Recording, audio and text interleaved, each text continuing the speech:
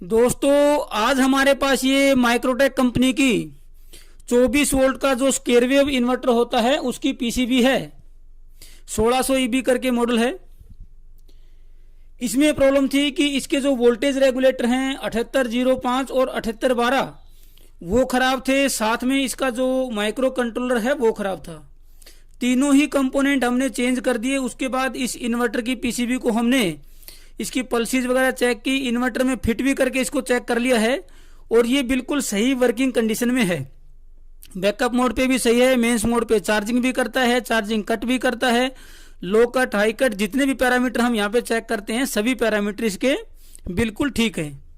लेकिन एक हमने यहाँ पे इसमें एक जो इसका बिहेवियर है उसमें कुछ वेरिएशन दिखाई दी, कुछ अलग से इसके अंदर हमें दिखाई दिया। वो मैं आप लोगों के सामने यहाँ पे दिखा देता हूँ, डिस्कस करते हैं।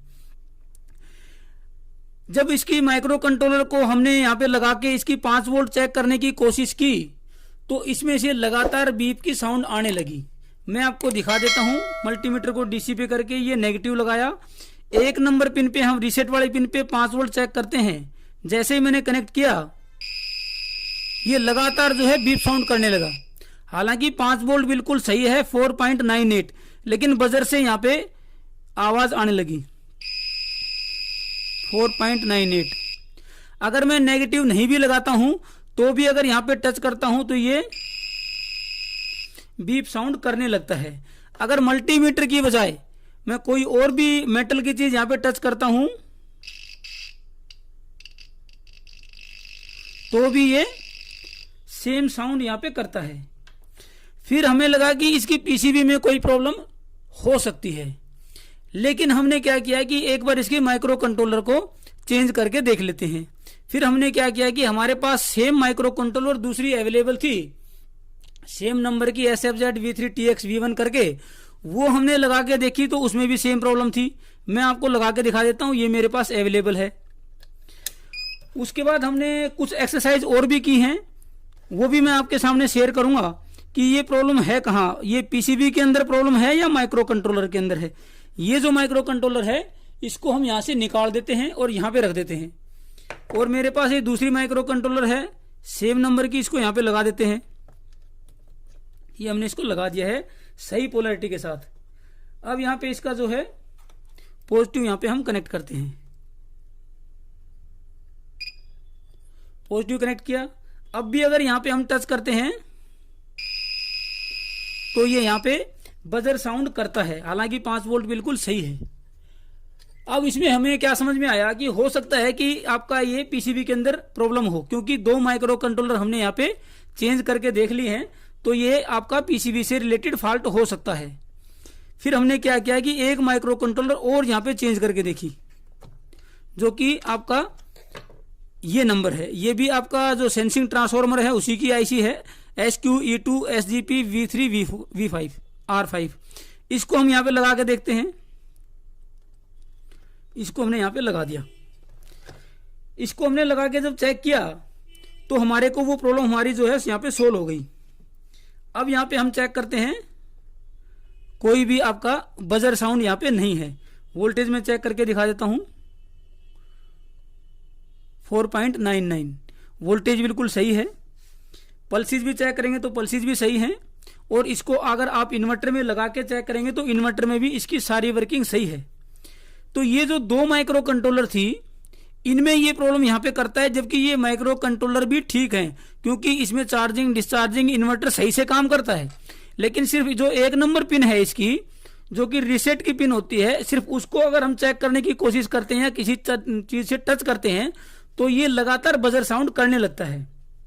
यानी कि इन दोनों माइक्रो कंट्रोलर की जो 1 नंबर पिन है वो बहुत ज्यादा सेंसिटिव है किसी नॉइज के प्रति। थोड़ी सी भी नॉइज, थोड़ा सा भी अनवांटेड सिग्नल या कोई चीज हम इस पे टच करते हैं तो वो इतनी सेंसिटिव है कि वो आपका बजर साउंड करता है, एक प्रकार से वो रीसेट होने की कोशिश करता है।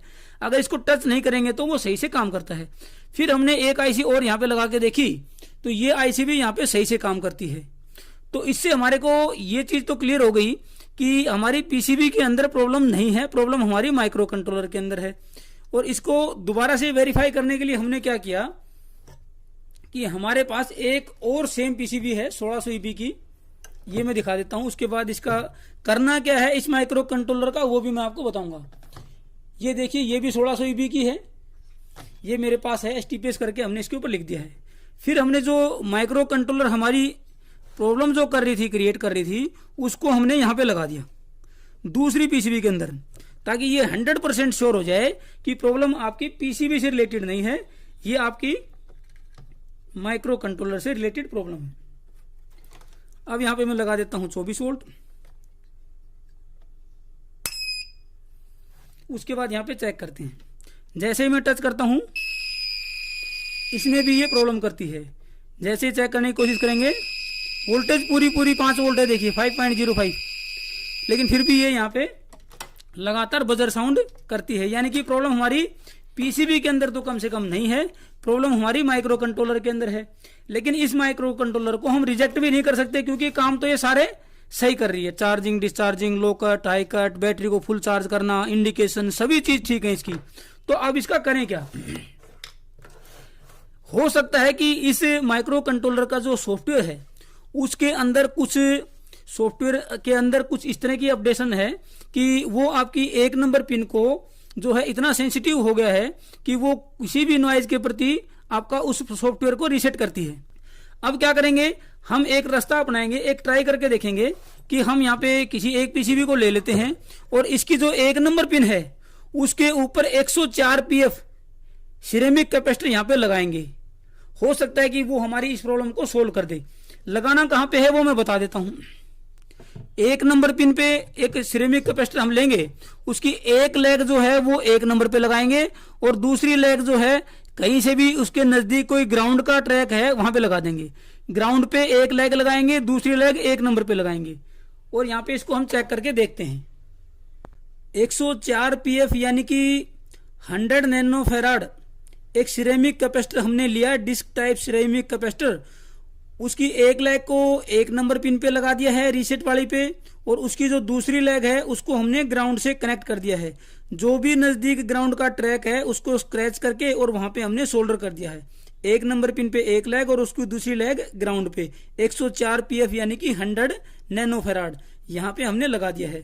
अब जो माइक्रो कंट्रोलर हमारी प्रॉब्लम यहाँ पे करती है उसको यहाँ पे हम लगा देते हैं।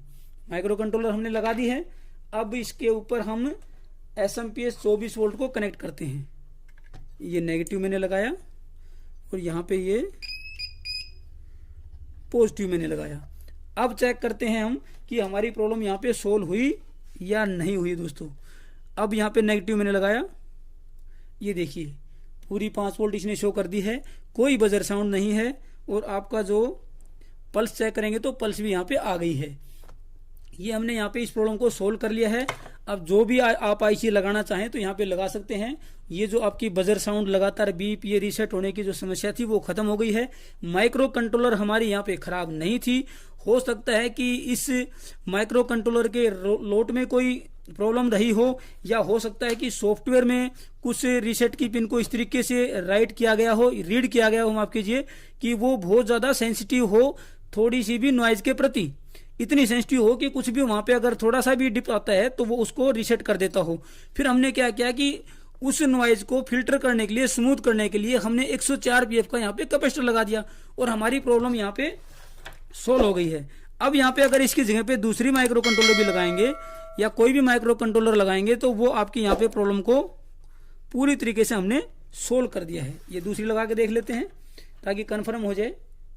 ये नेगेटिव यहाँ पे लगाता हूं और आपका ये यहाँ पे पॉजिटिव लगा देते हैं। अब यहाँ पे मेजर करेंगे, पूरी 5 वोल्ट है, कोई बजर साउंड नहीं है। इस कंडीशन में अगर आप यहाँ पे इस कैपेसिटर को वापस निकाल देते हैं तो ये यहाँ पे आपका फिर से आवाज करने लगेगा। मैं एक बार आपको यहाँ पे लाइव निकाल के दिखा देता हूँ। इस कैपेसिटर को निकालते ही ये यहाँ पे आवाज करने लगेगा, क्योंकि वो आपका जो है नॉइज के प्रति बहुत सेंसिटिव है। ये मैंने कैपेसिटर यहाँ पे निकाल दिया है। अब इसी कंडीशन में अगर हम इसको चेक करेंगे तो ये यहाँ पे आपका फिर से आवाज करने लगेगा। ये नेगेटिव लगाया, ये आपका पॉजिटिव मैंने लगाया। अब जैसे हम यहाँ पे टच करेंगे ये आपका फिर से प्रॉब्लम यहाँ पे क्रिएट हो गई। 104 पीएफ आपको लगाना है 100 नैनोफेराड का कैपेसिटर सिरेमिक, तो हम इसको प्रॉब्लम को यहाँ पे परमानेंट सोल्व कर सकते हैं। वर्किंग में भी अगर है तो भी आप यहाँ पे 104 पीएफ लगा के इसको सोल्व कर सकते हैं।